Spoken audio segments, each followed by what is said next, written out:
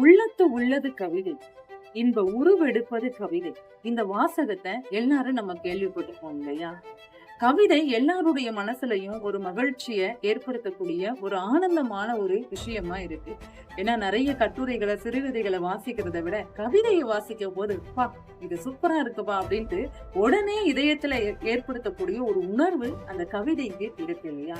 சமீபத்துல நெல்லை மண்ணின் மைந்தர் மதிசேகரன், மிகப்பெரிய எழுத்தாளர், கவிஞர், அவருடைய கவிதை புத்தகம் அவள் விசித்திரம் அப்படிங்கிற கவிதை புத்தகத்தை வாசிச்சேன். ஒரு கவிதையை உங்ககிட்ட பகிர்ந்துக்கிறேன். கல்லை கரைக்கும் கவிகள், கவிதையுடைய தலைப்பு. கல்லை கரைக்கும் கவிகள் என் சொல்லில் பிறக்க வேண்டும். புல்லை கொண்டு நானும் ஒரு புலியை வீழ்த்த வேண்டும். எல்லையில்லா உலகில் தமிழ் எழுத படிக்கும் மனிதர் எழுந்து நிற்க வேண்டும் என் எழுத்தை படித்த பின்னர்.